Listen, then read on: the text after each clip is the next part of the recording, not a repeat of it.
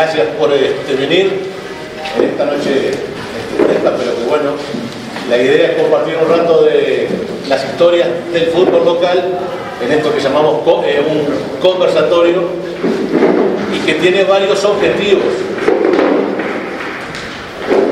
Varios objetivos hoy son un poco intentar conversar, ponernos al día nosotros también, porque toda esta actividad la empezamos hace mucho tiempo y en estos 36 años que llevamos con el CEFO fundado es la segunda vez que vamos a hacer algo, siempre para después, para adelante. Queríamos hacer algo para los 100 años de la Liga de Fútbol y cayó la pandemia y una cosa u otra. Y bueno, dijimos ya, es ahora, se viene la fiesta de se viene el cumpleaños de la Liga de Fútbol, el domingo, y queríamos también usarlo como una excusa. Y por eso lo que le usamos fue 120 años de fútbol en el 33. Llegó la primera pelota que está documentada. Alejandro, una cosa más antes de llamar al otro compañero. Bueno, sí, buenas noches. La idea, como decía Walter, era hacer esta actividad y tratar de ir contra eso que nos distingue a nosotros, que somos hombres de principio, que nunca terminamos nada. Hicimos la primera presentación en 1991 y si bien hemos hecho muchas cosas, hemos juntado mucho más datos, mucha más información, yo creo que nos debíamos en esta instancia de compartir con la población. La idea es compartir lo que hemos juntado. Algunos han sido ustedes mismos los que nos han dado los datos. Esta no es la historia del fútbol del 33, esto es un montón de datos y algunas cuantas historias. Y la invitación a ampliarla y a corregirla. Lo decíamos con Walter, y esa va a ser la tarea para adelante.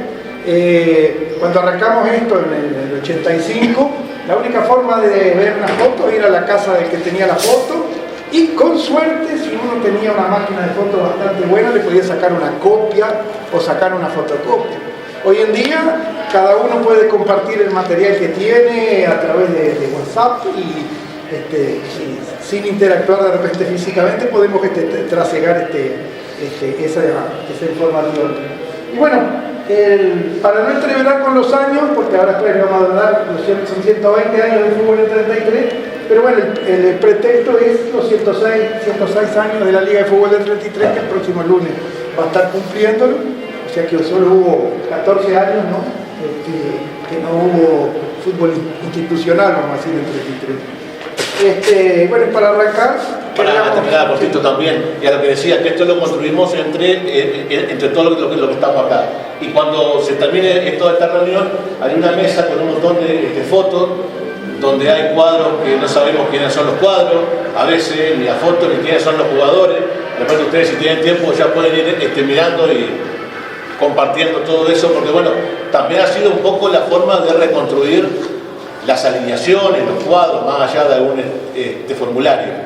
Siempre viendo las fotos y pudiendo sacar alguna cosita más. Así que bueno, eso ya antes de seguir, gracias de vuelta a todos por estar y más que todo también que tenemos a un campeón hoy. Ustedes son todos campeones, pero bueno, una persona también reconocida como Julio Correa, que vino por aquí, que también estamos agradeciendo en nombre justamente nuestro, la presencia. ¿Sí? Ya, ahora sí, eso me queda. Bueno, y ahora para dar una panorámica, como dijimos, esto está hecho por el Centro de Estudios de Fútbol Alimareño, el CEFO, venimos siendo con Walter, y el Centro de Estudios Histórico-Culturales de 33, bueno, formado hace 4 años ya, ¿no? 4 años, que también nos impulsa a estar en un lugar en el cual no es solo el fútbol, es mucho más, bueno, y esto es en conjunto con las dos instituciones. Y para dar un arranque, debemos invitar a Gerardo González, el Pachacho, para que nos dé una panorámica de qué era 33 en ese comienzo del siglo XX, 1906 y por ahí, para después caer con la pelota. Bueno, yo eso no vine a preparar. Buena con la primera cancha. No, vamos a aprender esto acá. Vamos a poner acá.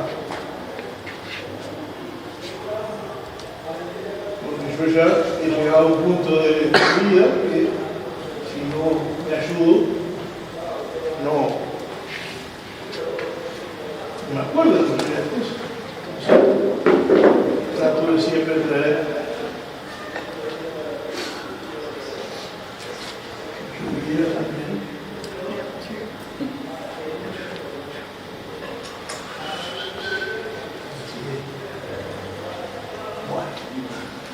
por ahí venía.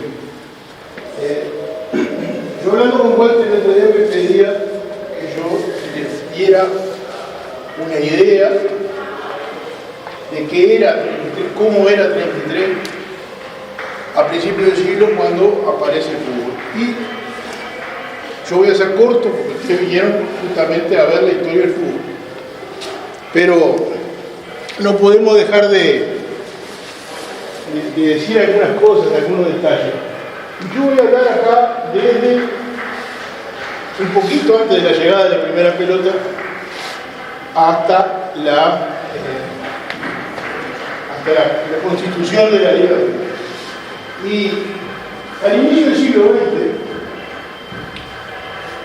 33, a pesar de que era un pueblo muy joven, tenía poco más de 50 años, no tenía muchas cosas, pero por sobre todas las cosas, no tenía comunicaciones.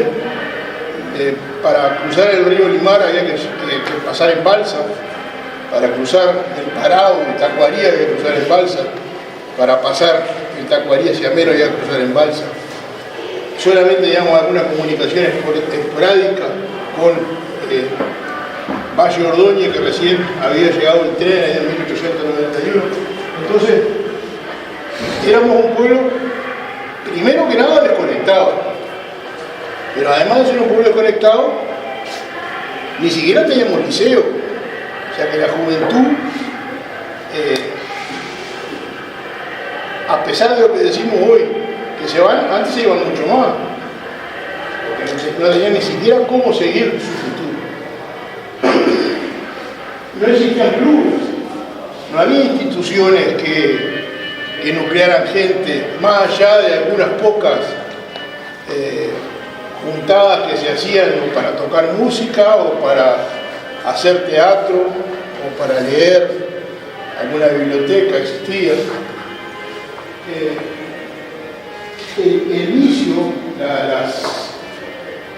las malas costumbres que llamaban los viejos de ahora y que ahora después pasaron a ser buenas por un tiempo, ahora están volviendo a ser malas. El alcohol, la prostitución, los juegos no permitidos, los billares, el sapo, eran la diversión que había, ¿no? Y los muchachos que no tenían ocupación, porque no tenían trabajo, no tenían qué hacer, pasaban todas sus tardes en los bares buscando a quién pegar, a quién jugar acá. No se ve muy bien, pero ese artículo del año 1905, un poquito antes de que empezara a llegar el nombre del fútbol del inglés, y habla de que los mal acostumbrados de siempre pasan todo el día en los boliches que había, esperando que caiga uno para robarlo. Un poco después se vivió lo mismo, en la época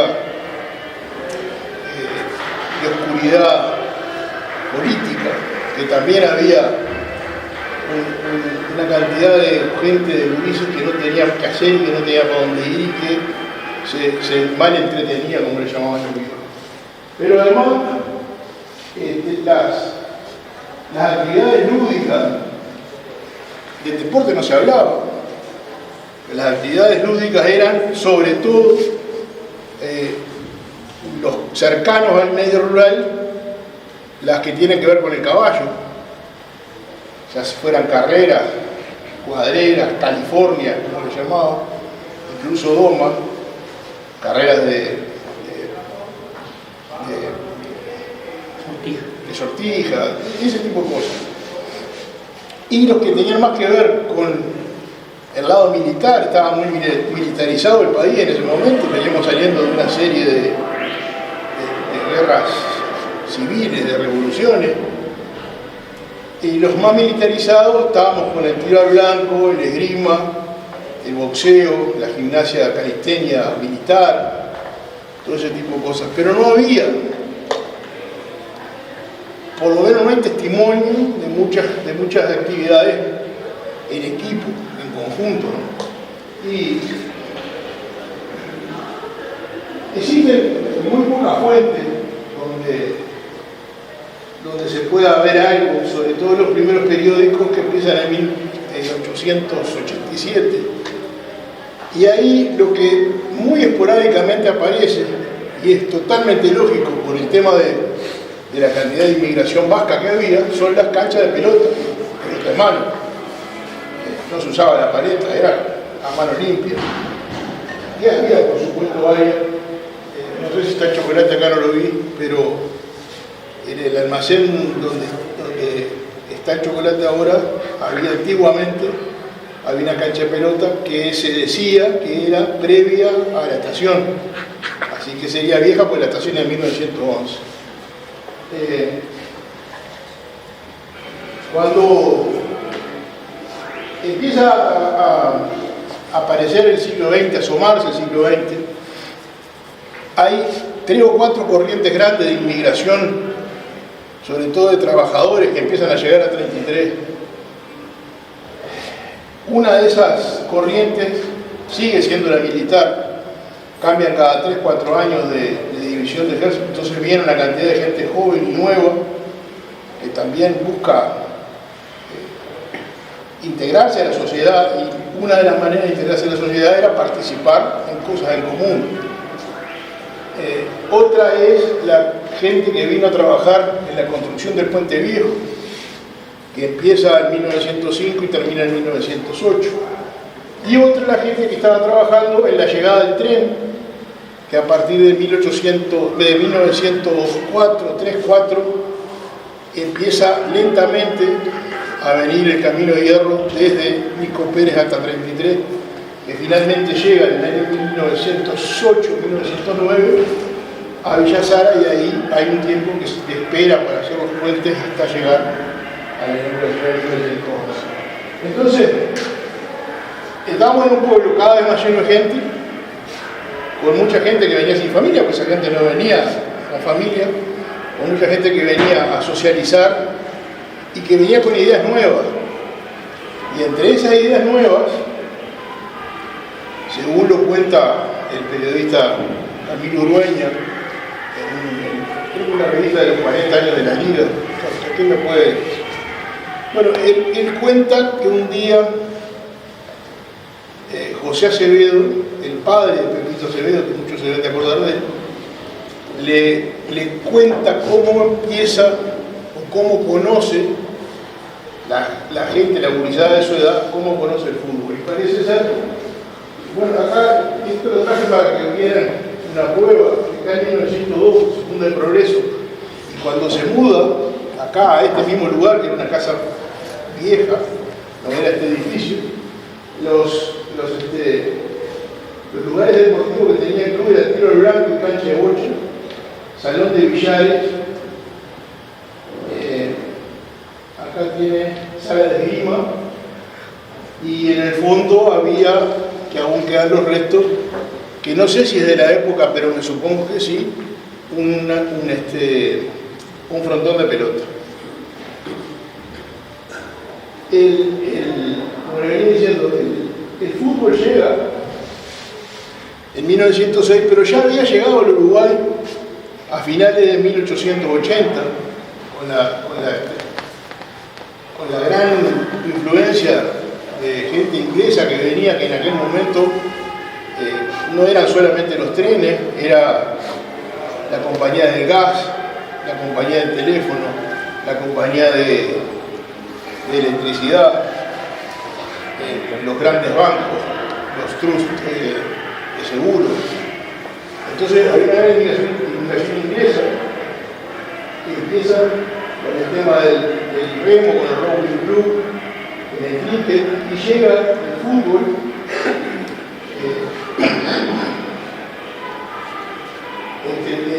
El Albion, fundado en 1891, el 30 de marzo de 1900, la Asociación Uruguaya de Fútbol, y se empieza a diseñar con la escritura a partir de 1900. Dice ahí que son los obreros del ferrocarril, yo digo que son varias empresas las que empiezan a llevar el fútbol en prisión. El primer club que se funda en el interior y el primero Fútbol Club, no en 1903, la primera liga en San José en 1904. El 33, los primeros intentos de fútbol, como les decía, comienzan en la primavera de 1903. 1911 termina de consolidar la presencia del fútbol ya como un elemento de socialización. Según acá decía el segundo artículo de Dueñas, José Saavedra relató el comienzo, cómo fue. Y Dueñas le decía que en septiembre de 1906 un día estaba conversando con un amigo, con Carrasco, y le pregunta por el fútbol, y él lo sabía, y Carrasco le explica más o menos cómo era, y le entró la curiosidad. Y después en rueda de amigos empiezan a conversar y ninguno sabía y todo eso. Pero debe ser divertido. Entonces, en un momento, yo la voy a hacer corta, en un momento, dice Pepito Acevedo, conseguí el matadero de Juan Chico, una vejiga inflada, y con eso sirvió para hacer los primeros ensayos de fútbol, que también dice después en el cuento que la vejiga recibió un poquito como también, ¿no? Pero se divirtieron tanto que ya hicieron fuerza para comprar una pelota. Pero así como no había gente que jugara, tampoco había pelota. Entonces consiguen en un almacén, y los nombres, no sé si le puse el nombre ahí, hasta lo de izquierda, una pelota de goma que costó 90 pesos. Y con esa hicieron el segundo partido que se jugó. Que tampoco aguantó, claro. Imagínense que no debía jugar con campeones de última moda, jugaría con Tamango, contra Pueblo, así no. Entonces juntaron plata de todos 5 pesos y la mandaron a Montevideo por intermedio de la diligencia del mayoral Juan Mieres para comprar la primera pelota que vino, que a las 2 semanas o 3 les trajo la pelota con los tientos para coserla, con las agujas para cerrado. Que dice ahí,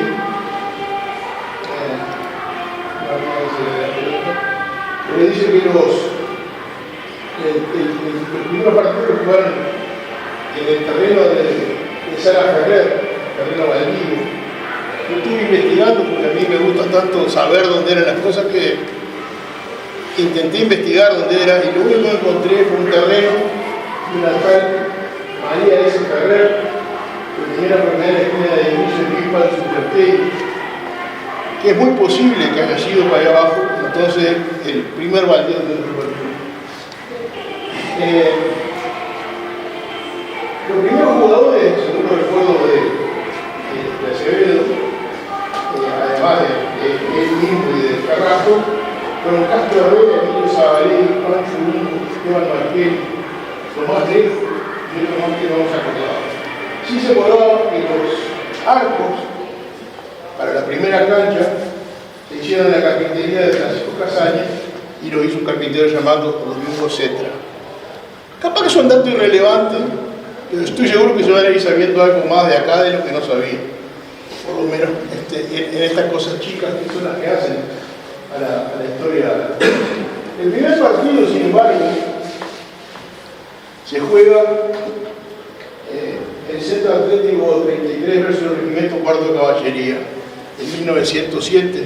En realidad es un día de invierno, festejando la jura de la Constitución. Es una gran movida y ese día combinan para hacer un partido. El Centro Atlético 33, tengo que hacer esta salvedad, no es el Club 33 de fútbol. El Centro Atlético 33 era un club o una agrupación que se había formado para practicar los deportes que se practicaban en la época, o sea, el esgrima, el boxeo, deportes más bien individuales. Y la Fomento les había prestado el local donde se hizo la exposición para que tuvieran para entrenar. Y cuando se decide, yo creo que acá dice en algún momento, cuando se deciden, empiezan a jugar al fútbol, y el único rival que tenían en aquel momento eran los soldados del cuartel, porque los demás eran todos amigos, no tenían otro cuadro contrario. Entonces hacen el primer partido como partido conmemorativo el 18 de julio de 1907 a las 14:30, en un campo arrendado frente a la plaza del barrio General Artigas, la plaza del barrio General Artigas, que en ese momento estaba recientemente donada, es la actual plaza de deportes, en aquel momento se llamaba Plaza 12 de Octubre, por gracia de su donante, Juan Antonio Escudero.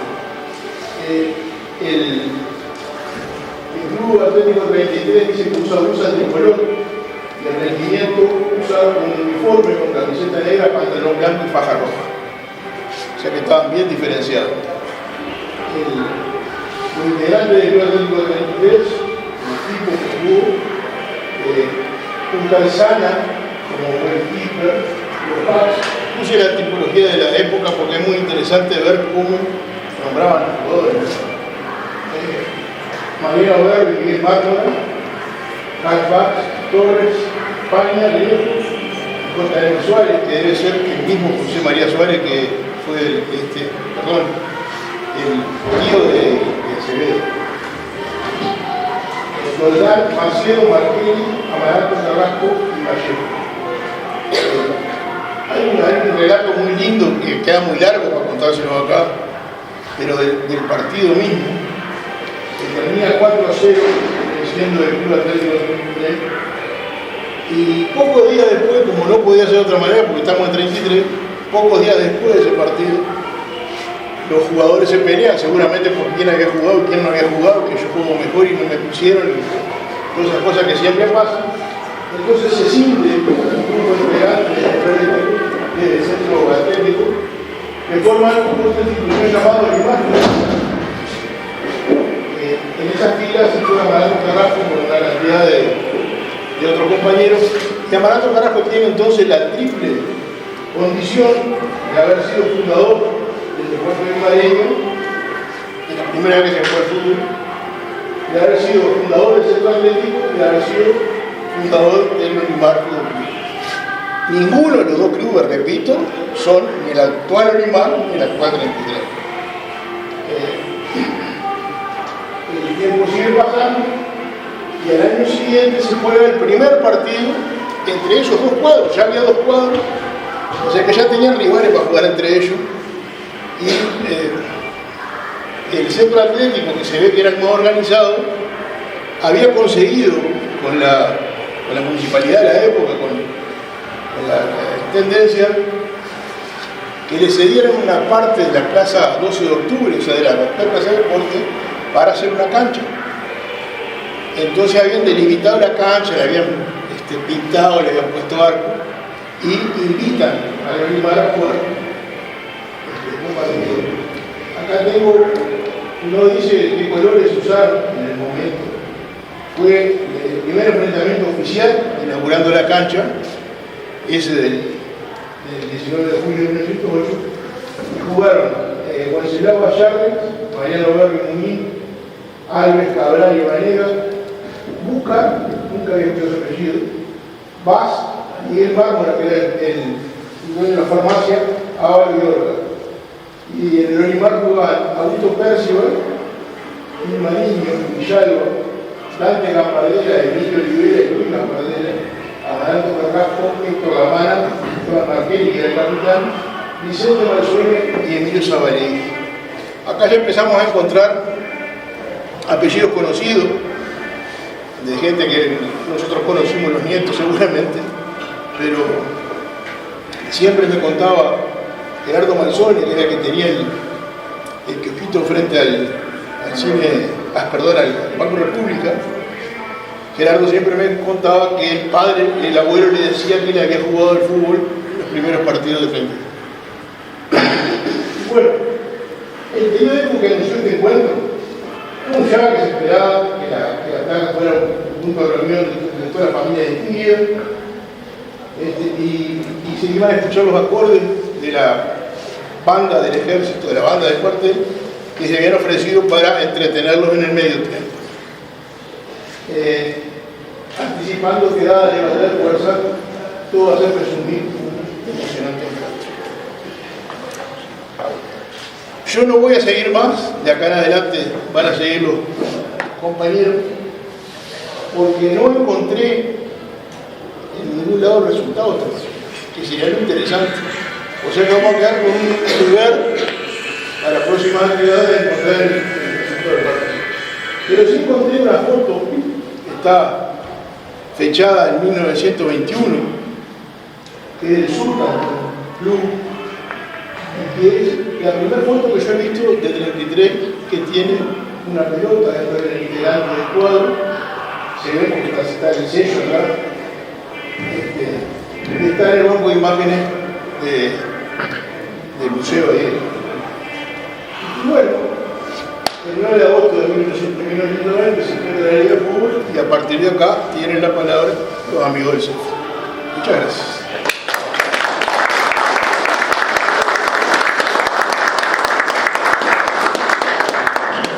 Hágase cargo. Pero muy bien. No estaba coordinado y hay cosas que por suerte coincidimos, ¿verdad? Si veníamos por caminos diferentes. Una cosa también que es importante, si bien se van contando cosas, son libres de hacer la pregunta que quieran, intervenir, aportar, ¿verdad? No hay problema. Porque aparte, como les digo, se ha ido construyendo entre todos, más allá que a veces hay poca documentación. Ha sido bueno siempre acudir a clubes que tienen muy buenos archivos, en la Liga de Fútbol Aro también, y después, bueno, mucho trabajo de la prensa de, cada época con la que pudimos ir encontrando algunos datos. Y después tenemos, como siempre, ¿no? Acá en 33 hay muchas historias, ustedes las conocen muchas, seguramente mejor que yo, y hay música, y hay también datos que queremos compartir de color también. Pero bueno, Alejandro, desde que tienen este guión, ¿no? En nuestra edad nos faltó la presentación de lo del Pachacho. Vamos a hacer una presentación institucional, porque ya estamos tan viejos que ya somos institucionales nosotros. Arrancamos con Walter en 1985, estábamos en centro del liceo, 17 años, y empezamos algo que creíamos que iba a ser una cuestión de un par de días, un par de semanas, tener todos los campeones de la Liga de Fútbol de 33, ya veíamos los campeones de fútbol profesional, de España, de todos lados, los historiales, y ¿cuáles son los campeones? 41 años después todavía nos faltan 3 campeonatos, pero bueno, hemos avanzado bastante.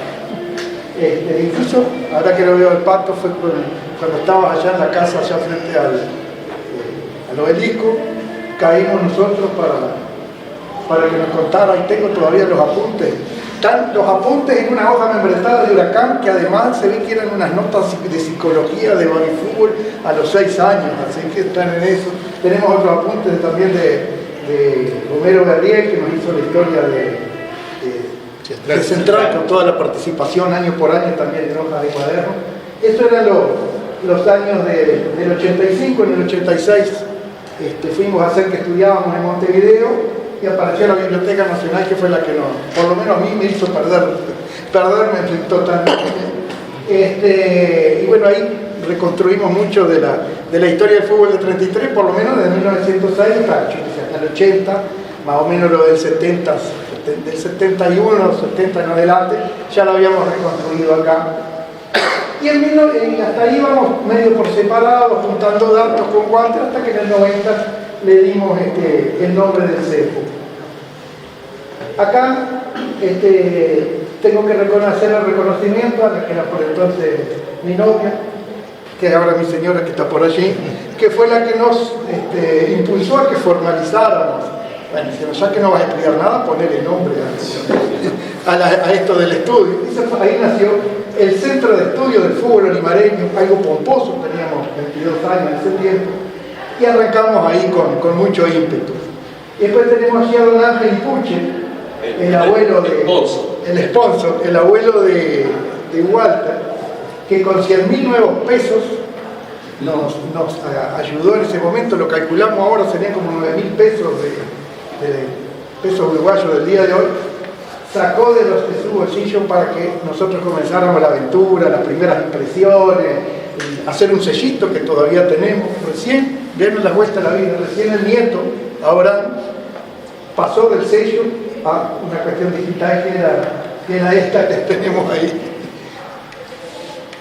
Y ahí vinimos, ahí sí estábamos, nos fundamos en noviembre del 90, en marzo del 91, aprovechando el festival hicimos la Expo Fútbol 91, Teníamos sponsors también. ¿Cómo es Al medio.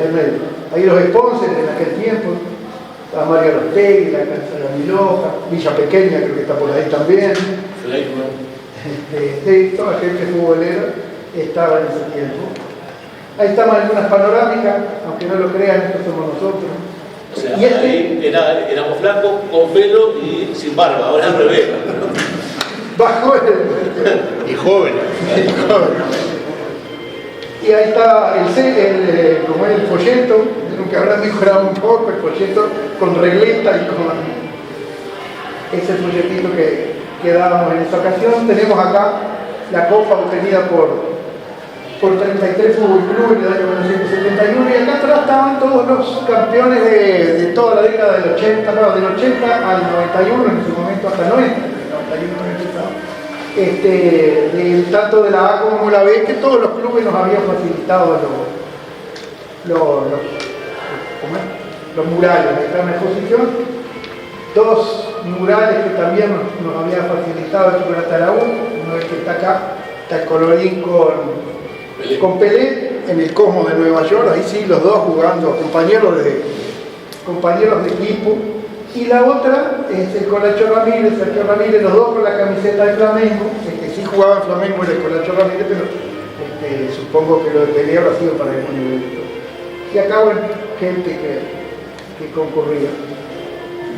Después nos metimos un poco más en la prensa, ya viendo la instancia de Walter en Radio Patria, en la página Ojo al Gol, ahí arrancamos con el Pachacho también, en la revista El Pueblo, ¿se acuerdan?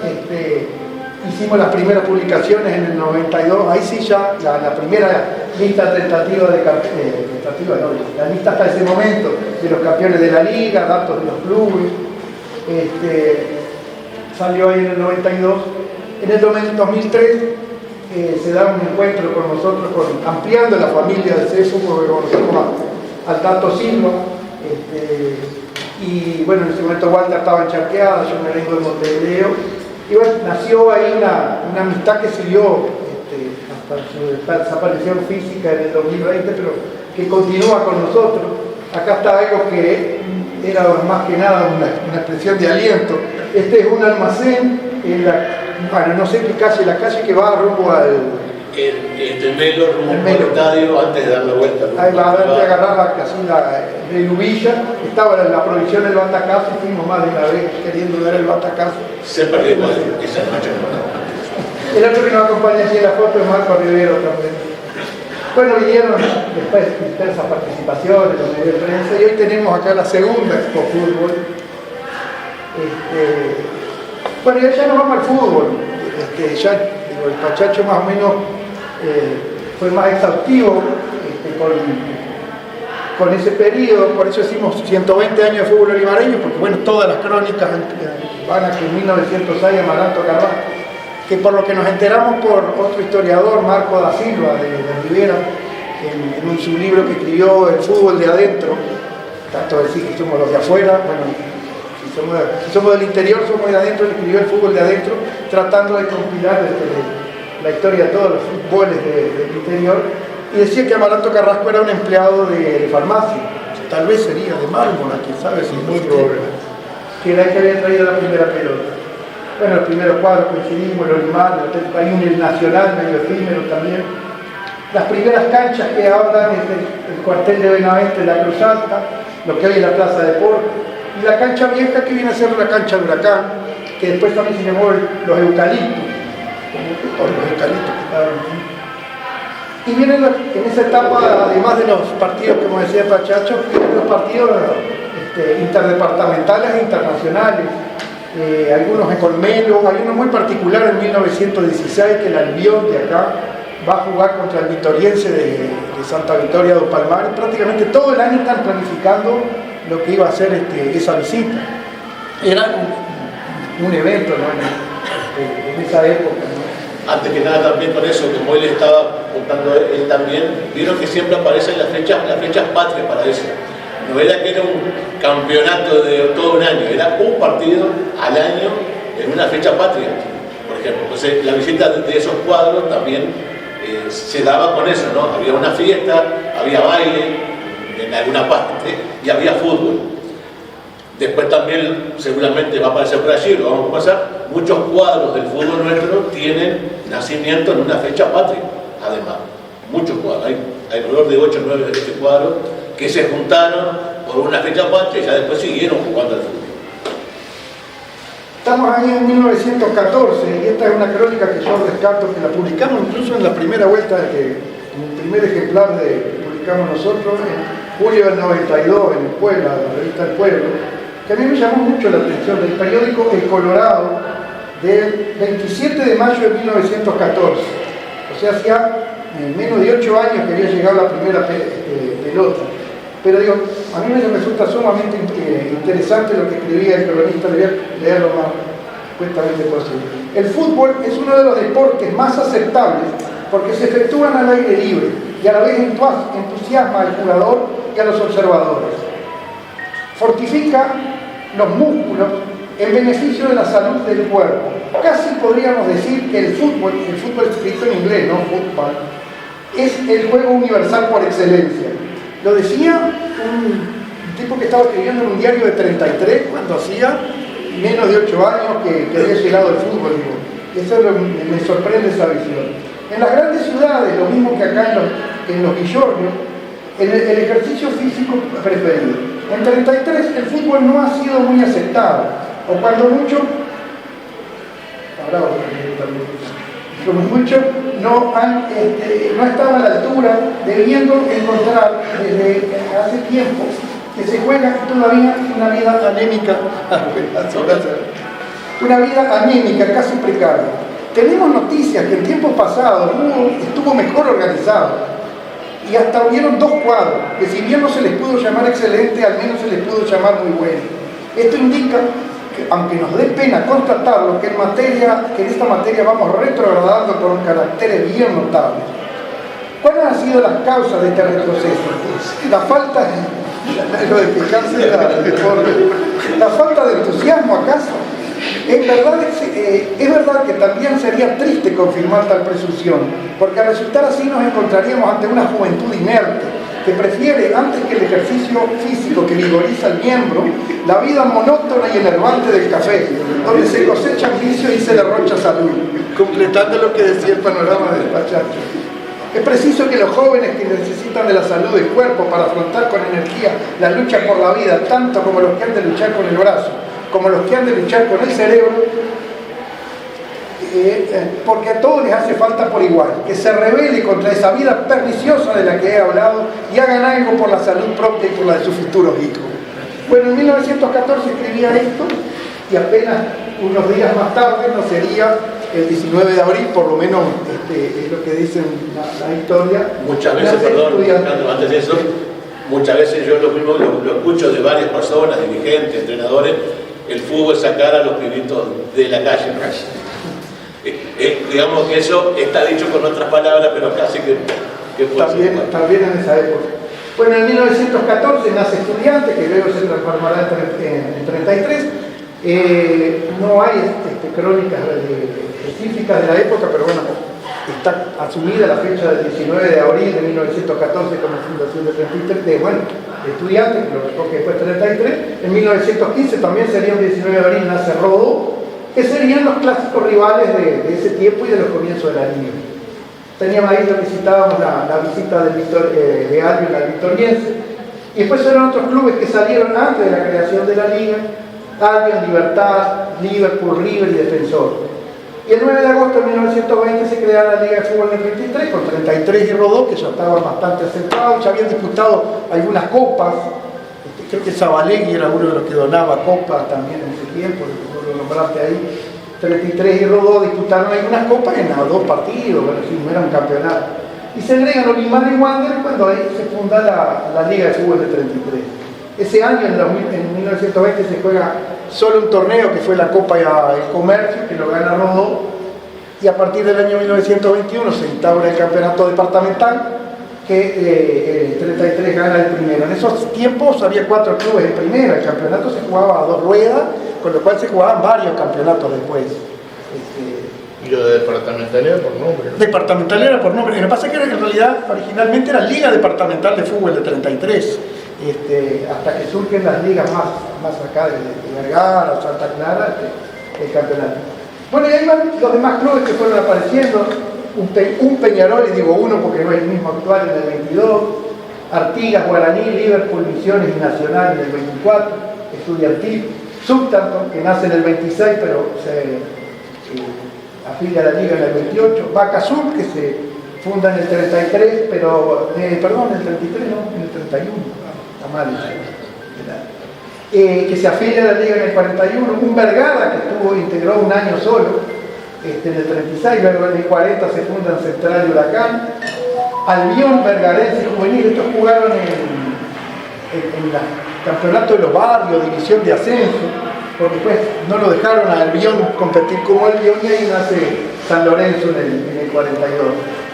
Acá sigue la lista de club democrático, un primer Unión Barrio Artigas, que no es el actual, Olimar, ese sí era el Olimar de Barrio Tanco. Más tiempo.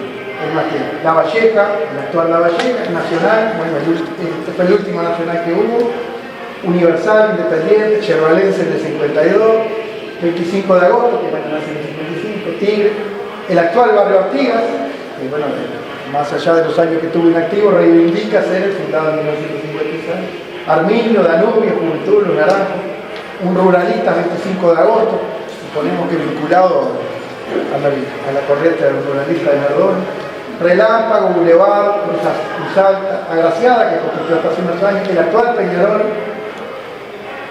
un Yerbalense Juventud, que fue una fusión de Yerbalense y de Juventud, que se tuvo 4 o 5 años, Centro Palotti de Vergara, que jugó también un año acá, Guardia, un nuevo Danubio, Deportivo Municipal, la fusión de Vaca Azul y Olimar, que duró también unos años, el Barrio Coya que estuvo acá, el Deportivo La Charqueada, y bueno, y más nuevos acá, el Olimar, este es otro Olimar, el barrio Olimar, San Juan, Nuevo Amanecer.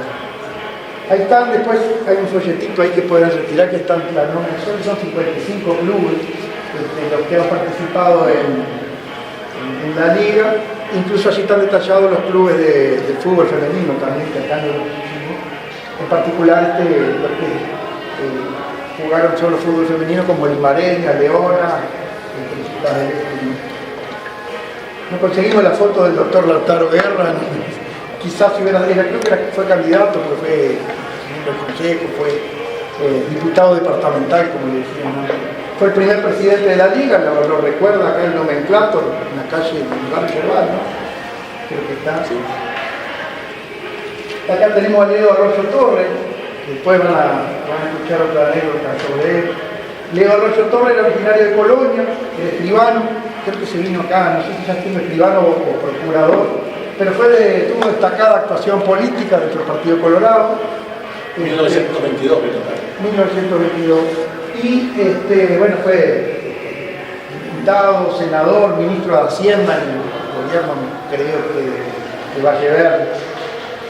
Y el 2 de noviembre de 1926, por lo cual este año se está cumpliendo el centenario, propició, junto con Ondino Viera, que después se destacaría como técnico, según dicen uno de los que revolucionó el fútbol moderno como entrenador. El 2 de noviembre de 1926, en 33, se funda entonces la Confederación de Fútbol del Este, que al año siguiente va a organizar el campeonato del Este.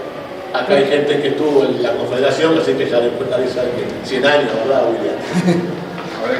Hay que festejar. A los que tengan la mesa ahora que vayan poniendo eso. Tenemos acá al doctor José Chávez Miranda, otro destacado dirigente del fútbol del 33, que tuvo particulares actuación en la creación de la OFI. No vamos a profundizar en esto, pero la OFI nace, o sea, hasta ese momento el fútbol del interior formaba parte de la AUF. Había un departamento del interior o algo así, que incluso se organizaban unos campeonatos nacionales, que lo vamos a ver ahora también. Pero hay algunos tires y aflojes. Recordemos que ya en esa altura el fútbol ya está profesionalizado en la AUF, y por el tema que sigue hasta el día de hoy, de los derechos, de las sesiones, de los pases, fue que terminan haciendo el flujo, sobre todo la Liga de Paysandú y la Liga de 33, la creación de OFI el 14 de julio de 1946. Aquí justamente son más nuevos y tratamos de ser exhaustivos, pero nos estábamos acordando, bueno, que tuvieran pasado el dirigente de OFI, perdón, Mario Ortegui, Ubaldo Machado y Fernando San Juan, si alguno recuerda algo, sepa corregir. Y así de memoria, porque teníamos registro de las cosas de 1906, pero increíblemente de 2000 para acá no teníamos registro de los presidentes de la Liga, y bueno, rescatamos a grandes rasgos ahí. Tal vez nos salteemos sobre todo algún interinato, alguna asamblea de clubes que quedó, pero básicamente quien ejercieron como presidente desde el comienzo del siglo XXI, Emilio Méndez, Rubén Rodríguez, Marco Cortijo, Fernando Acosta, William Mollón, que nos acompaña, Pablo Sosa y Gonzalo Gambetta. Debe ser Oscar Gambetta, ¿no? Oscar Gambetta, ¿ve? Le puse el nombre del hijo, ¿ve? Que tengo más presente el jugador de la juvenil. El hijo que más que Oscar. ¿Ves que no? Y José Tarán es el actual presidente. Hay que confiar más en lo pasado que en lo que uno da agarrar la guerra de memoria. Y acá viene uno de los primeros cuentos y los primeros desafíos de La Roca del Animal, cómo nace, si mito o realidad, que Walter le va a contar un poco la tesis que hay sobre el origen de la roca. Son varias cosas, antes que nada. Hoy cuando hablábamos de Ledo, Arroyo Torres, antes que nada decirles que era una persona para la comunidad en aquel momento era muy importante. No solamente estaba en el juzgado, sino que cuentan dirigentes de aquella época que si había un partido de fútbol y él no estaba en el Parque Colón, estaba jugando en ese momento, y pasaba algo, el juez no sabía qué pasaba, se paraba el partido, iban hasta los de Ledo Arroyo y preguntarle, pasó tal cosa, ¿qué hacemos? Entonces, ¿qué algo? El partido no continuaba. Ese es un ejemplo que siempre hay para demostrar la importancia que tenía el Ledo Arroyo sobre el fútbol nuestro en aquel momento. Era una persona con mucha visión, de última terminó siendo un político importante, lo dijo Alejandro, fue ministro 2 veces, 3 veces en 2 gobiernos distintos, ¿verdad? Con la presidencia de Valle Verde. Entonces, un día, cuando para 1927 se va a jugar el primer campeonato del Este, 33 jugó con camiseta blanca. El primer campeonato jugamos contra La Valleja, perdimos 2-1 y quedamos hasta afuera. Y para el siguiente torneo, un día fue y apareció con una camiseta roja. Y todo el mundo, justamente en un departamento blanco, jugar con camiseta roja, no puede ser, es una locura. Las compré, no quedan más, no hay más. Dice, no podemos, esto no jugamos con nada. Claro, no es como ahora que uno llama y encarga, ¿no? En aquella época, y fueron y jugaron con roja. Y nuestra liga de fútbol, tan querida, a veces incomprendida, pero que siempre paga, como dice un dirigente por ahí, termina influyendo en todo el deporte de 33, porque aquí el color rojo lo usan todos ahora. Lo usó el ciclismo y después lo usó todo lo que era deporte. En definitiva, por esa jugada, tal vez, que hizo Ledo Arroyo Torres, que era del Partido Colorado, terminamos jugando con camiseta roja. Es un dato nada más. Pero de última terminé influyendo en todo el departamento, porque como les estoy diciendo, todos los deportes juegan con eso. Esta es la del centenario de la Liga de Fútbol, que me la prestaron para eso, así que vine con ella. Y tengo el dato, que no lo puedo confirmar todavía, porque no he llegado a los datos finales, a la documentación final. Lo mismo pasó en Rocha, al revés. Rocha era un departamento colorado, en realidad, en este momento. Y terminamos jugando con casaca celeste, porque un dirigente de aquella época quería también imponer el color en su departamento. Ese es el dato que daba de Ledo Arroyo. Espero haber sido gráfico en eso.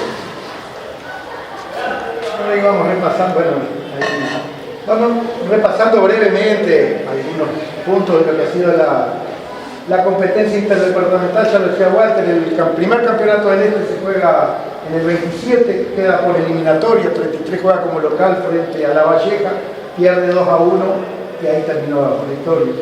Y esto es en el 1930, esto es en octubre de 1930, o sea, hacía 3 meses que se había celebrado el primer campeonato del mundo de la FIFA, en la tierra de los campeones del mundo. La AUF organiza el campeonato nacional, la Copa William Poole. William Poole es uno de los precursores del fútbol de Montevideo, el fútbol profesional, el fútbol de AUF, el fútbol de Montevideo.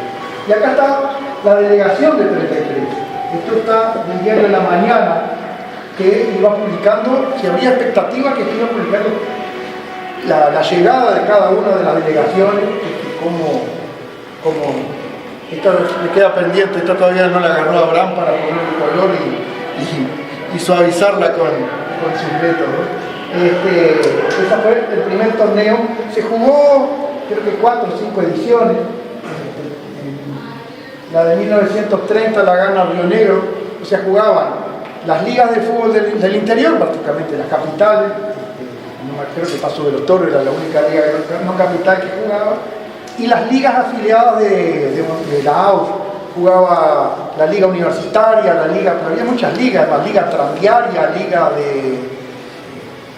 de ligas de barrios también, y casi siempre lo terminaba en la liga intermedia, o sea, lo que la divisional C hoy jugaba con una selección, casi siempre ganaba, o la divisional C o algún cuadro de la liga de Montevideo, menos en 1930 que Río Negro se consagra campeón. 33 tuvo bastante buena actuación en una de ellas y después en las otras regulares. En 1949, lo que decía Walter, el campeonato del Este arranca en el 27, el segundo se hace en el 36 y recién en 1943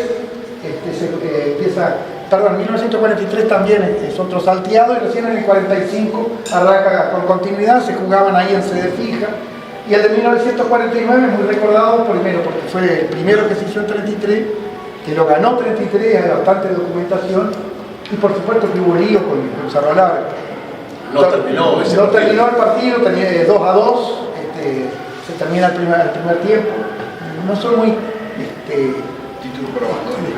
descriptivos cuáles fueron los líos, pero hubo algún problema, se retiró, se fijó para el 25 de diciembre el pico, Cerro Largo no se presentó y 33 se hizo el primer campeonato. Acá hay otro detalle, que nadie ganó nada en este de 1953, pero fue la primera vez que 33 le gana a Cerro Largo en Melo. Le gana 2-0, yo no sé si ya lo vieron tan catastrófico que se desafiliaron de la OFI. Porque también ahí va, a ver, volvemos de repente a las idiosincrasias de otros fútboles. Nosotros miramos mucho otros fútboles ganadores, como Durazno, por ejemplo. Durazno tiene muchísimos títulos, Cerro Largo indudablemente también los tiene, pero también lloran por todos los que no obtuvieron. O sea que si han habido 100 campeonatos, tienen 10, hay 90 que se los robaron y les tuvieron problemas. Entonces, y bueno, y Cerro Largo, bueno, se ve que se enojó ahí, se desafilió, se retiró del campeonato del Este, perdió el resto de los partidos y se desafilió de OFI y después habrá vuelto. Recuerden después que después en el 68 Cerro Largo se va de la Confederación del Este, funda la Confederación del Noreste junto a Rivera, Tacuarembó y Paso de los Toros, pero también porque se enojaban por algo. Y después en el 92, ya más reciente, vuelve al Este. En el 71 tenemos acá el segundo título del Este. Acá coincide con la creación del estadio, ¿no? En 1970, justo en el año del 50 aniversario de la Liga, se inaugura el estadio. A comienzos ya del 70 ya se juega el campeonato del Este, pero creo que se inaugura oficialmente en octubre, por ahí, en el 70, y coincide con los mejores tiempos de 33, quizás bueno por tener también una muy buena generación de jugadores, y también bueno, con el inicio acá está la alineación del 71, Correa de estar ahí, bueno, está más difícil para ver aquí. Y acá miren lo que eran los panini de aquel tiempo. Acá tenemos justo, coincide con creo que es de 1970, 1971, las figuritas de ¿cómo es? Tenían todas las selecciones departamentales del 33, venían de a dos. Acá está Correa con Nicolacho, Pugliale con Martínez. Martínez que era técnico, ¿no? Sí. Graví, Un campo que estaba. Campo. como es, sí, Palacio. Palacio, Máximo Fleck, Nicolás Díaz,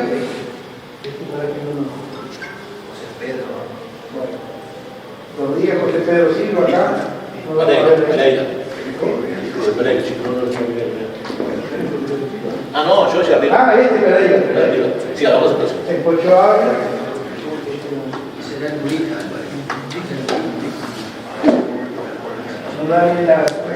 Pero ahí estaban los Panini de esa época. Que hay varios, yo he conseguido 46, 50, se hacían álbumes todos los años con los clubes de fútbol profesional de Montevideo y con las selecciones del interior. Hay varios.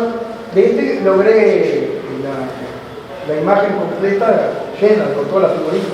Pero hay otros también del 46, 53, digo que vieron que digo, no eran, hoy todos saben quién es Haaland, pero quién sabe quién es el número 9, pero de cualquier liga del interior, ¿no? En este tiempo, esos álbumes los hacían conocer a los boristas. Ahora acá tenemos las fotos de 33 Fútbol Club, el mismo 71, la que se consagra campeón en Paysandú. Los otros títulos también a nivel departamental, Huracán se consagra campeón en el 78 y le quedará pendiente por qué no siguió el campeonato ese año. Bueno, pero bueno, tuvo una muy buena tuvo muy buena estas clases acá, si lo ven, Huracán en el Francín, para la Facultad de Ingeniería, partido que jugó por la Liga Mayor, o sea, hay que ver lo que era en ese tiempo. Huracán, creo que ganó, era una serie, eran 10 equipos, creo que ganó un partido, empató otro, y perdió ahí en el grupo, pero jugaba con los equipos de primera división de AUF, contra jugadores que 2 años o 4 años más tarde serían campeones de la Libertadores con Peñarol y con Nacional, que serían campeones del Mundialito en el 80, con Defensor, que había sido campeón creo que está el 3-1, no sé si está 3-1, pierde con el Defensor, campeón uruguayo. Hoy en día, el campeón del fútbol del interior, estos clubes salteños que están por arriba del fútbol, juega una copa con el ganador de la sede. Mucho más grande la diferencia con el profesionalismo. Digo.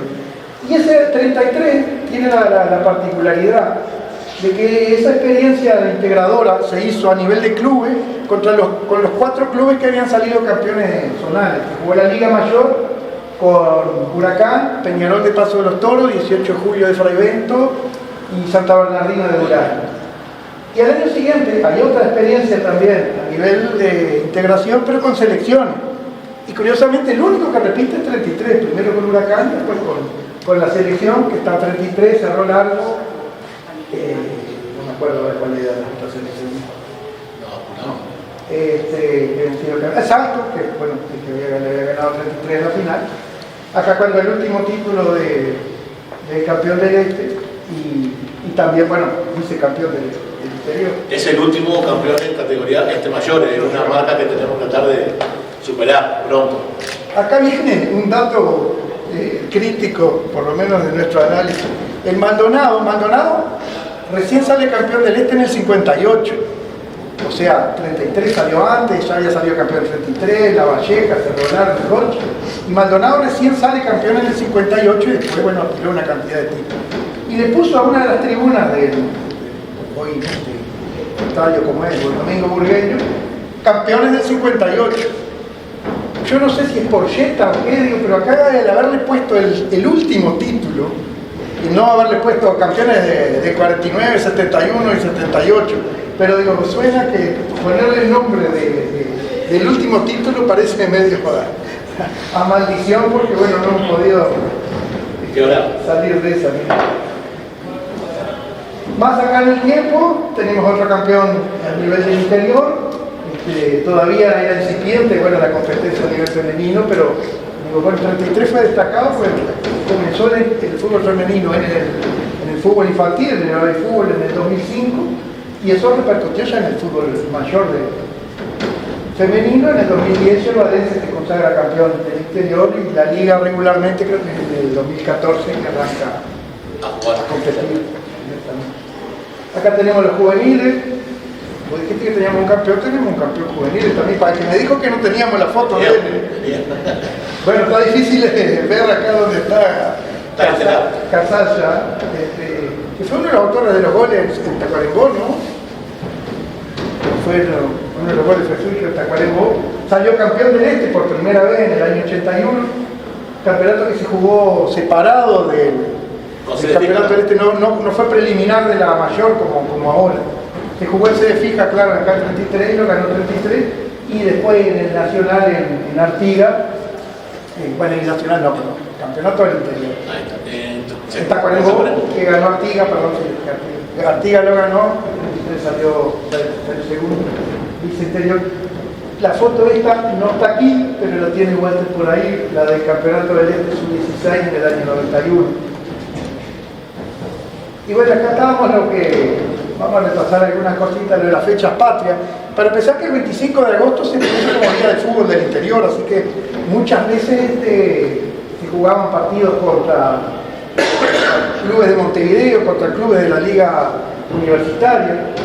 Hoy podemos saber, sobre todo por el trabajo que hacen las comisiones de estadística de los grandes, Nacional tiene 8 partidos habiendo jugado contra 33 y 1 contra Huracán, que además se fue de forma oficial. Peñarol jugó 6 contra la selección y 1 también en forma oficial, acá en el Centro de Comercio. Fíjese Peñarol en el 79, no recuerdo ahora la alineación, ¿no? Pero le ganó 1-0 a la selección de 33 por el torneo República. El Defensor tiene un partido también, después Rampla, cuando fue campeón uruguayo en el 27, también vino. Y esta que tenemos acá es una de las reflexiones, porque salió en uno de los medios de prensa en los años 40. Héctor Escaroni fue técnico de la selección de 33, en uno de esos años del campeonato del Este. Y tengan en cuenta que Héctor Escaroni era considerado en ese tiempo, fue considerado el mejor jugador del mundo, ¿no? Campeón en 24, 28 y en el 30. Y bueno, fue campeón, fue técnico de la selección del 33, pero además dijo, he jugado en muchas canchas en mi vida, de las mejores canchas, pero pocas como la del Parque Colón. Siempre ese tema del mito de que la cancha del Parque Colón, que por año no se le hacía nada y era muy noble, bueno, lo dijo ahí un hombre que sabía. Hacemos por supuesto está muy abierta, ¿no? Todos los jugadores de 33 que jugaron en el profesionalismo rescatamos de los primeros, no necesariamente exactamente, pero por lo menos lo que tenemos: Rogelio Arada, Eulogio Batalla, sargento Blas Van y Juan Tuli, fueron de los primeros, y pusimos los más destacados por ver los que tuvieron mayor título. En el caso de José Sacía, que si se quiere no está tan ligada, se fue a los 10 años. La partida dice el 33. Nació en el 33, fue campeón de la Libertadores Intercontinental con Peñarol. Y bueno, y después tenemos 2 coetarios, campeones sudamericanos juveniles del 75, Diogo y Pizarro del 77. Los dos, que lo veíamos el otro día en la charla del profe Yamandú, los dos salieron del Club Barrio Artigas. Posteriormente. Y que también jugaban en la cancha de la escuela 31. Después, bueno, ya en el tiempo de la transferencia, ya Luzardo estaba en Huracán. Bueno, los dos fueron campeones de la Libertadores, de la Intercontinental, de la Copa América del 83. Diogo tiene además haber sido mundialista en el 86. Y acá algunos datos de algunos jugadores que pasaron por la selección, que tiene los mejores números de Dario Silva en cuanto a participación, 49 partidos y 11 goles. Alejandro Lago tiene 16 partidos y además de las cosas recuerden que era Carrasco el técnico en ese momento, debut, capitán de la Celeste. Carlos Gutiérrez, que jugó una Copa América, Juan Túnez también, Blas Bach, que fue campeón de la Copa América en el 42, bueno, José Safía, Beethoven Javier, que nacido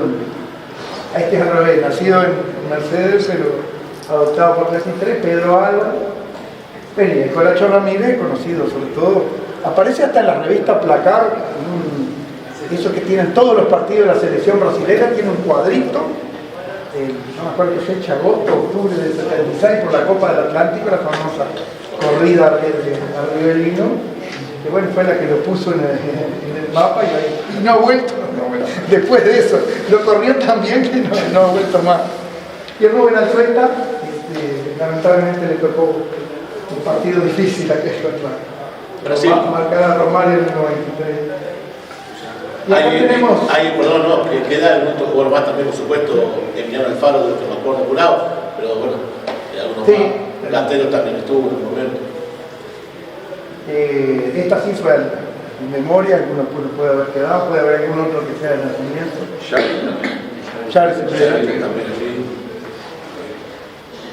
Bueno, y ni hablar de las selecciones juveniles. Daño Silva tuvo en la del 91, ya decíamos la de Y Diogo. aquellas sub-15 también, generación 92, que también habían unos cuantos por el gato. Sí, la primera sub-15 que fue en el Sudamericano, en Porto Alegre. Y bueno, y acá, dentro de lo último lo bueno es que también tenemos muchas marchas. No sé cuál será la oficial, o por lo menos, digo, yo crecí con esta, ¿no? Entonces, roja como la flor nacional, Pepe da Rosa, que lo recordarán que fue relator de la 45, la más conocida actualmente, de la roja al pecho, con la interpretación de Pepe Guerra, letra de Rubén Lena. La de arriba 33, letra de Javier Rodríguez, más con el tono de Cruz Pajuario, que interpreta, ¿no? No, 75. No lo he podido tocar ahora. Pero es para decirlo, el grupo de música, tipo los iracundos, ¿no? Los grupos que habían bailables de los años 70, Rojo es mi canto de Pablo Nilo Camarano y Roja Pasión también, que a veces dicen de Zucará, de Ariel Rodríguez, las dos más murgueras, ¿no? La de Roja al pecho y Roja Pasión son el mismo hito escuchar ahí. Lo cual también hace parte de nuestra idiosincrasia, ¿no? Tenemos, de repente, no serán muchos los títulos, pero bueno, las canciones no nos ganan ninguno.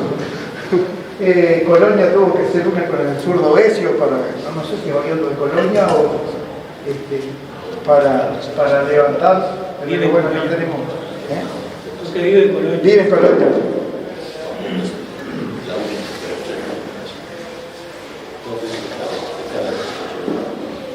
Acá no sé. No. Increíblemente creo que de esta, la de rock, no hay muchas versiones. Está la versión de Abraham, creo. ¿No? ¿No es la versión de Abraham la que está? De Abraham Satú. Sí, para echar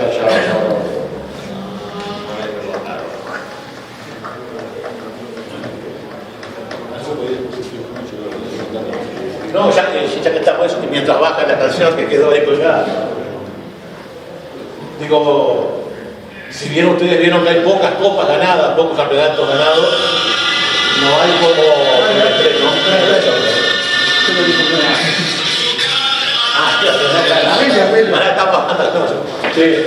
hay pocas copas, pero muchas canciones. No hay como 33, hemos andado por un montón de lados y nadie tiene más canciones que como tiene la misma selección.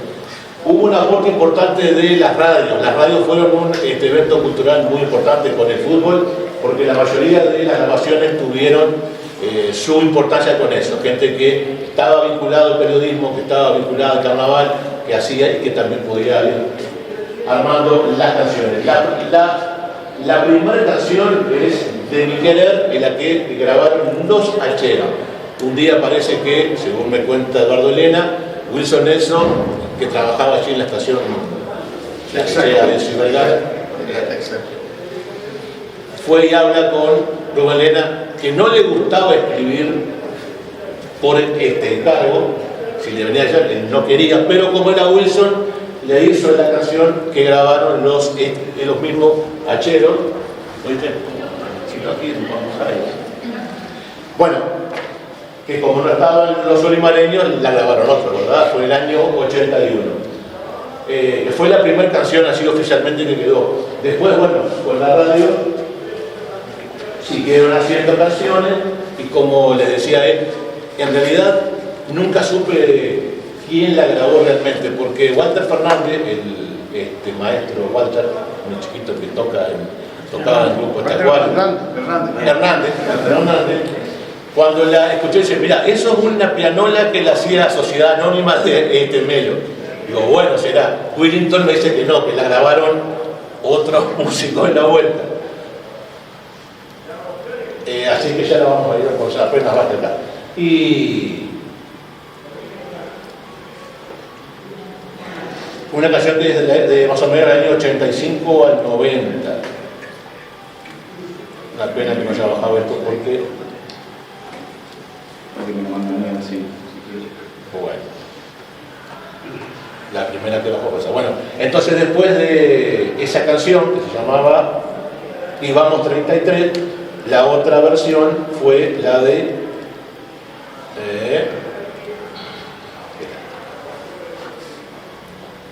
Como la Flor Nacional que hizo el Pepe da Rosa, que esa versión no la tenemos acá grabada, tenemos una misma versión que se hizo con el coro de la FOA en la radio Patria.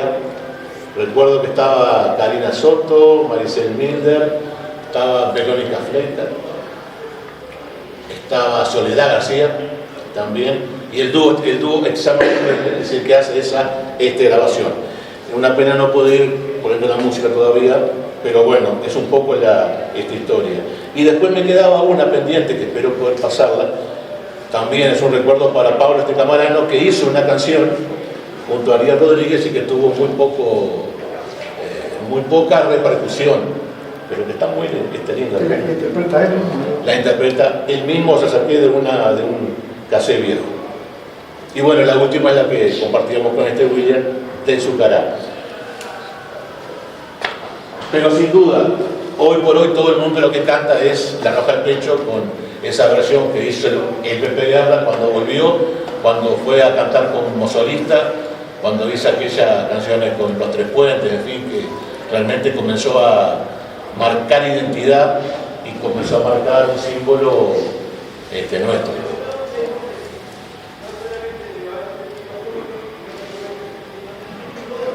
En fin, pero bueno, ese era el tema, cortarlo de las canciones por más que se haya complicado para que eso saliera.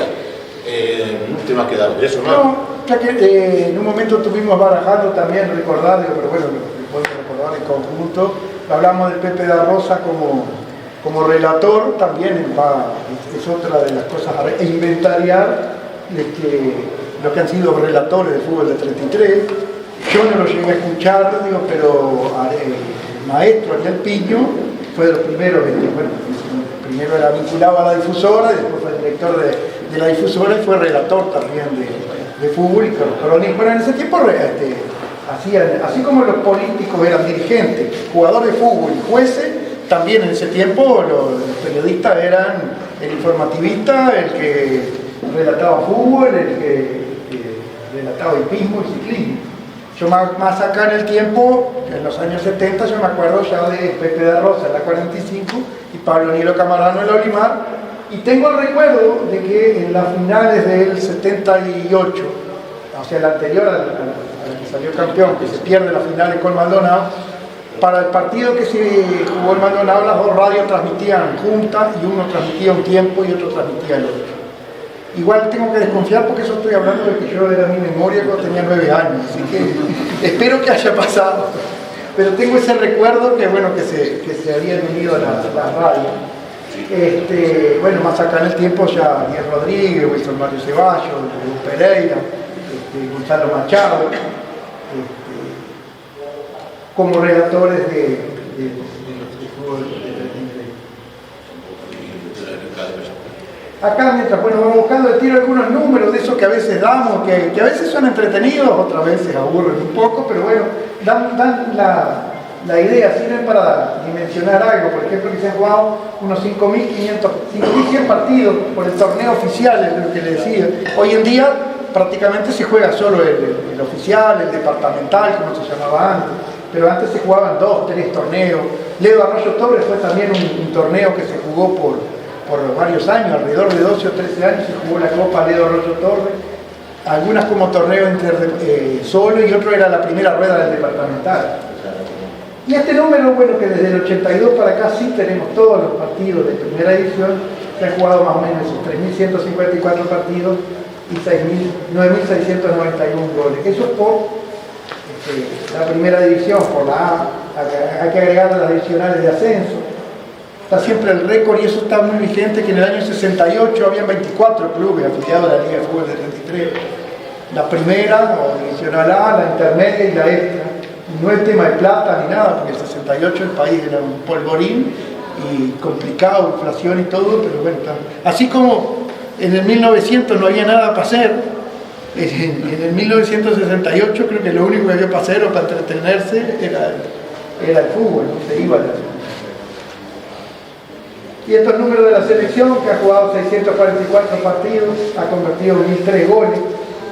Estos partidos oficiales, o sea, el Campeonato del Este. Acá tengo que agradecer a una persona que no la citamos, pero la tenemos muy presente nosotros, que es don Héctor Sico, un veterano de Río Negro, que así como nosotros también perdió mucho tiempo de su vida en las bibliotecas. Y gracias a él fue que tuvimos todos los partidos de 33 desde el año 27 en adelante por los campeonatos del Este. La mayoría tenemos de las alineaciones y todo. Y esto que digo un poco de manija está lamentablemente con el resultado de la eliminación del 33, digo, después nos trascendió, pero bueno, le habíamos dado un poco manija al premio Rensenbrink, le queríamos poner de Santiago Suárez cuando hizo el gol en la cancha de Olmo, en el Palme Olmo, perdón, en el Palme Olmo, fue el gol número 1000 de la selección. Le decíamos el premio Rensenbrink, para aquellos que lo recuerden, que fue el holandés que hizo el gol número 1000 en la historia de los mundiales, que fue en Argentina 78. Yo recuerdo que ese equipo estaba muy expectante y nosotros propusimos hacer que no salió. Nos queda pendiente todavía la entrega. El premio Rensenbrink estaba ahí. Acá hay unos números, nunca le dimos gran difusión porque lamentablemente cuando uno tiene una fuente tiene un dato, pero si tiene dos fuentes a veces hay dos datos y están muy cerca todos entre sí. Entonces es probable que haya algunas diferencias. Estos serían los goleadores de la selección. Albino Freire, con 27, jugó Nacional, jugó en Argentina también. José Ignacio Villarreal, con 26.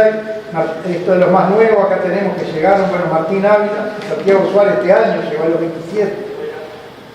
Carlos Arismendi con 25, tenemos a Correa con 22, y Hugo Iña, que fue compañero suyo, ¿no? Creo que tuvo 2 campeonatos, pero metió goles ahí en el 71, 72, de Solís de Mataojo, con 22, y acá cerrarían los que tienen 20 goles o más con el Gato Vergara, que ya se retiró. Bueno, nos queda pendiente. Voy a sentar acá. No, esperemos que lo canten acá. 33, arriba 33, 33, venimos a empujar. 33, pinta de esta de fiesta, escuche esta orquesta que será sensacional. 33, digamos 33, 33, tenemos que ganar. 33, se agiganta con esta roja y blanca que es orgullo nacional. Queremos en el este jugar nuestro destino y a los 33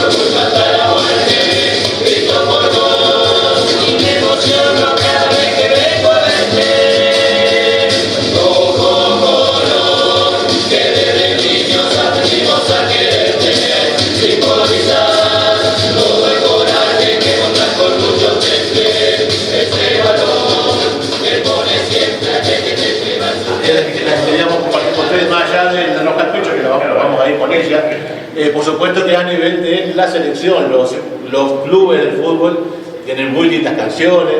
Huracán tiene una canción muy linda, también 33, de Yerba Necer no voy a hablar mucho, pero se da también una cosa curiosa en las canciones a los clubes.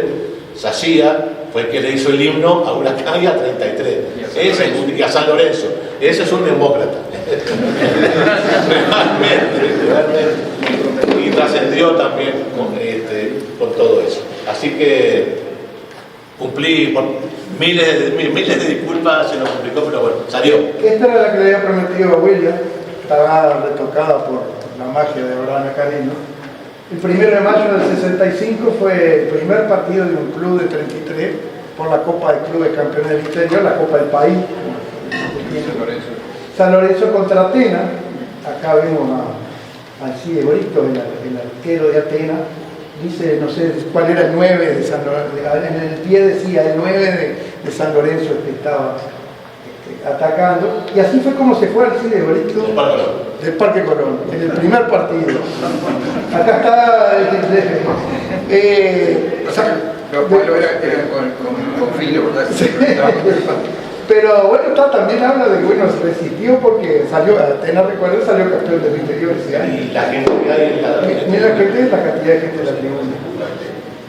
Y esta otra también, esta ley, el 20 de octubre del 63, no sé si llegan a ver, por un poco, está bastante distinguible. Quien está shoteando, como decían, los campeones del 50 salieron a hacer una cantidad de partidos benéficos, creo que decía la obra del doctor Caritá o algo de eso. Y esto, bueno, en el Parque Colón, acá tenemos a Cid de Villa. La cancha de sí, esta era la que decía Héctor Escarone, que era de las mejores, pero bueno. Fue en el 40. Fue en el 40, esto fue en el 63. Y acá te dejamos, esta es la tarea inconclusa. Cuando arrancamos con Walter lo del CEFO, además como era centro de estudio, no era solo recabar datos, sino analizar y pensar qué, hacer talleres, cosas, todas esas cosas que después se hacen de todos lados. Y queríamos, bueno, como siempre el 33 ha tenido déficit de victoria. En ese momento, estamos hablando del año 90, estaba muy reciente la experiencia de Rocha. Rocha, en los 70, era el último. Creo que gana el último campeonato en el 63 y hasta el 82 que vuelve a ganar. 19 años de Jejum, como dice el brasilero, que es ayuno. En esos 19 años, Rocha era de los últimos. 33 Maldonado en el 70 eran de los que disputaban el torneo. Bueno, 33 tiene dos campeonatos, dos vicecampeonatos y otros varios tercer puesto en esa década del 70. Y decíamos, bueno, Rocha, ¿cómo pasó de estar el último y en el 82 sale campeón, en el 83 sale campeón, en el 84 sale campeón del interior, después vino el Palermo, salieron campeón, y hasta el día de hoy son una selección fuerte? Entonces dijimos, vamos a investigar, a ver, ¿qué hicieron ellos? De Maldonado estaba el mito de hay plata, allá hay mucha plata y por eso tiene. Rocha éramos más o menos. Entonces decíamos, ¿qué es lo que pasó? Por supuesto fueron de las tareas que no hemos terminado. Y bueno, es la tarea tal vez a futuro. Porque una de las cosas que decíamos, estas serían las preguntas para hacernos. Entonces, ¿para qué queremos el fútbol? Estas son las opciones que a veces se mencionan, para fabricar deportistas profesionales. Algunos decían en un momento, no, si metemos 3 futbolistas al año en la AUF, estamos cumplidos. Entraron, hicieron fútbol acá y solucionan su vida. Para competir a nivel departamental, bueno, no me ha ido muy bien. Para competir entre nosotros y ganarnos entre nosotros, bueno, porque está lindo también. Para tener una actividad física y de ocio, para brindar la contención a los jóvenes, para que se alejen del vicio, o los pibitos, como decía Tato, ¿no? Para alejar a los pibitos. Entonces, ese será el desafío. Tal vez queremos hacer todo esto a la vez, y tal vez por eso no se puede hacer todo, pero bueno, de repente ese será el desafío para pensarlo, ¿no? Y nosotros lo vemos desde afuera, yo lo veo desde afuera como futbolero, como que me gusta el fútbol. Pero los protagonistas son los dirigentes, los jugadores, todo. Pero el hincha, como otro dato para aportar, el fútbol de la Liga de Fútbol de 33 no lleva más de 200 personas por fin de semana, en los 2 espectáculos, ponele. Hace años, históricamente. Incluso la Copa de Clubes, 500 con suerte, que anda bien. Y la selección, que también lleva los 45 años de Jeju, arranca enero y 1000 personas están seguras. Anda un poquito bien y uno se ilusiona y van 3.000, 4.000 personas. Entonces digo, es una cuestión para analizar, porque la selección atrae mucho también, la familia, el enero. Y lleva mucho más gente 33 que lo que llevan otros más. Acá dejamos los celulares nuestros por si alguien tiene un material, como decía, para compartir. Y bueno, y esto es, como siempre decimos, Walter, no podemos perder esto de que nos guste el fútbol, de ir, calentarnos, gritar, tratar de competir, que por algo nos guste, que por algo nos tiene hoy en una noche de frío acá. Y bueno, esperemos que la próxima Expo Fútbol sea de menos tiempo. Muchas gracias a todos. Si quieren aportar, si quieren comentar, corregir, estamos a la orden.